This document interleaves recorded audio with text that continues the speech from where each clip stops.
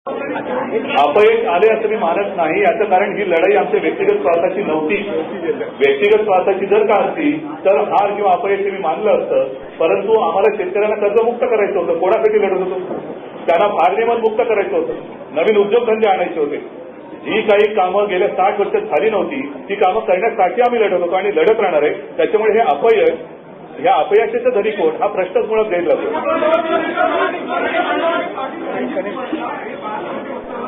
मला असं वाटतं की तो आग्रही पुरेसा बोलका आहे.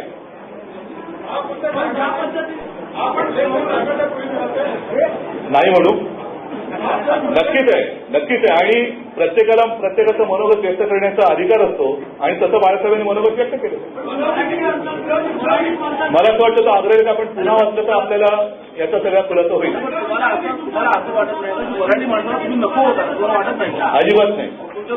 अजिबात नाही.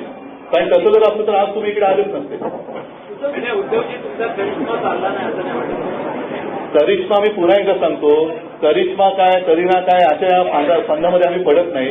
आम्ही ही जनतेची लढाई करतो आणि जनतेसाठी लढतो. नाही, एक मिनिट, नुसती शोबाजी आम्ही कधी केलेली नाहीये.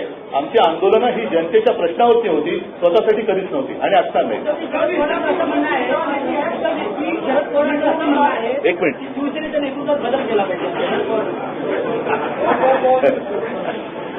मला वाटतं गेल्या लोकसभा निवडणुकीत त्यांना पंतप्रधान व्हायचं होतं आणि त्यांना शिवसेनेतून उतरणं पाहिजे होतं आणि म्हणून त्यांना शिवसेनेच्या नेतृत्वात बदल पाहिजे. कारण त्यांना माहिती आहे की आपल्याला उतरणं पाडणारी फक्त शिवसेनाच आहे. तिचं नेतृत्व जोपर्यंत बदललं जात नाही तोपर्यंत आपल्याला चांगले दिवस येणार नाही. हे शरद पवारांनी पक्क ओळखलं. विरोधी पक्षाचा त्याच्यासाठी शिवसेना आणि भारतीय जनता पक्षामध्ये कोणताही वाद नाही. आम्ही एकत्र बसून चांगल्या व्यक्तीची तिकडे निवड केली पाहिजे. आता मी कुठे काय बोलतोय? असतील पण तो संख्येच्या आमची युती ही संख्या बळावती नाहीये. त्याच्यामुळे परस्पराच्या सामंजस्यात न त्याच्याचा मार्ग काढतो. असं म्हणणार नाही मी. विरोधी पक्षनेता हा महाराष्ट्राच्या जनतेच्या जनतेवरती जो अन्याय होतो त्याला वाचा फोडणार असेल. एक मिनिट थांबा. हा बोला.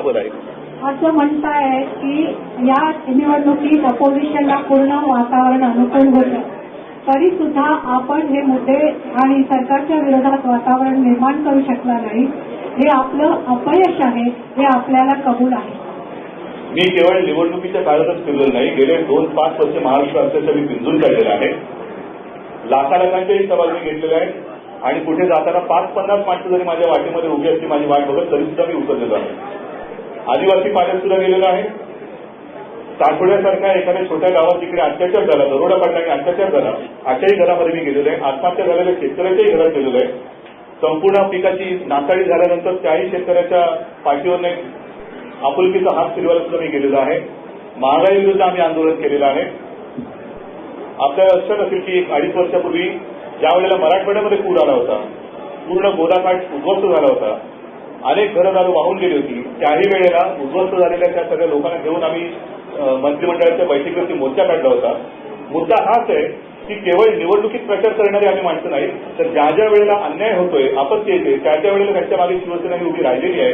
आणि म्हणून मला असं वाटतं की लोकसभेमध्ये जे काही ग्रामीण भागात आम्हाला यश मिळालं होतं त्याचं तेच फळ होतं.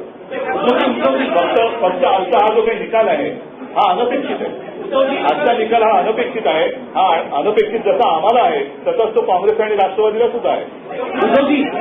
गेली 3 वर्ष तुम्ही महाराष्ट्रात शेतकऱ्यांसाठी सर्वसामान्य जनतेसाठी रान उठवताय पण निवडणुकीच्या 10 दिवस आधी तुमचा प्रचार आणि त्याची संपूर्ण दिशा ही व्यक्ती द्वेषावर आधारित होती. अजिबात नाही. कारण माझं कोणतेही भाषण तुम्ही ग्रामीण भागातलं काढून बघू शकता. त्याच्यामध्ये तुम्ही जे म्हणताय तो व्यक्तिद्वेष किंवा त्या व्यक्तीचं नाव सुद्धा नव्हतं. मी सातत्याने आज महाराष्ट्रात असलेली परिस्थिती आणि आमचं सरकार आल्यानंतर आम्ही काय करणार याच्यावरतीच माझा जोर होता.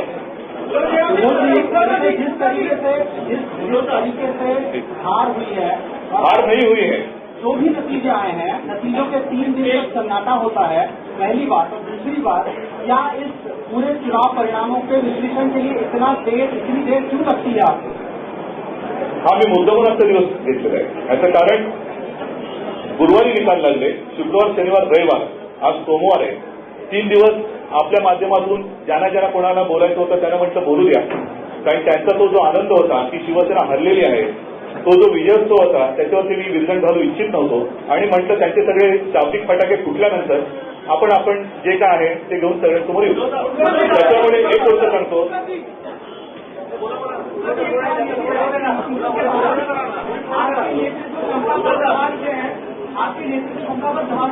कोणी उठवले हे जे नेतृत्वावरती सवाल उठवणारे जे आहेत, ज्या वेळेला मी दिवस रात्र फिरत होतो त्यावेळेला ते कोणी माझ्यासोबत नव्हते.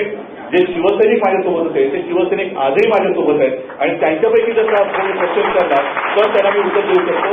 जे त्या संकटाच्या काळामध्ये किंबहुना माझ्या नाही जनतेच्या संकटा काळामध्ये स्वतः घरात बसून राहिले, त्यांनी माझ्या नेतृत्वाची मीमांसा करण्याचा काही अधिकार नाही. उद्धव साहब आप कहते हैं कि आपको ये निकाल ये जो विधानसभा के जो नतीजे आए हैं, कोण बोलते? उद्धव साहब जो विधानसभा के नतीजे आए हैं वो आपकी अपेक्षा के अनुसार नहीं है, अनपेक्षित ये बिल्कुल, परिणाम आए हैं. बिल्कुल. आप कहते हैं कि इसमें शिवसेना की हार नहीं है, तो आपको क्या लगता है कि एक तो ये नतीजे क्यों आए, किस वजह से ये नतीजे आए, आपका एनालिसिस क्या है इस पर?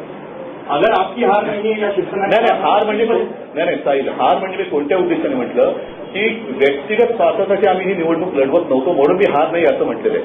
आम्ही ही लढाई जनतेची लढाई म्हणून लढत होतो. दुर्दैवाने आम्हाला त्याच्यात अपयश आलेलं आहे. आम्ही आमचा जो वचननामा आहे तो वचननामा जर का तुम्ही पाहिला असता तर शेतकऱ्यांना आम्हाला कर्जमुक्त करायचं होतं. महाराष्ट्राला आज वीज नाही, त्या महाराष्ट्राला भारनियमन मुक्त करायचं होतं, नवीन उद्योगधंदे आणायचे होते, शेतमालाला योग्य भाव द्यायचा होता, रोजीरोटीची नवीन साधनं उपलब्ध करायची होती. अशा अनेक गोष्टी होत्या. ती लाडकी बेटी म्हणून आमची जी योजना होती ती अंमलात आणायची होती.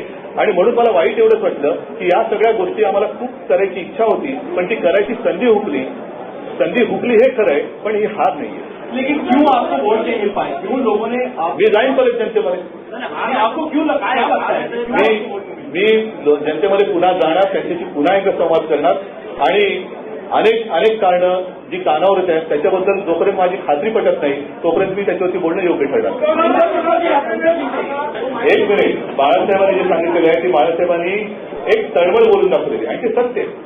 आजपर्यंत आजचं आयुष्य ज्यांनी मराठी माणसासाठी, हिंदूंसाठी समर्पित केलं, जे काही त्यांच्याकडे आलं ती सत्ता सुद्धा त्यांनी स्वतःसाठी न ठेवता ही वाहून टाकलेली आहे.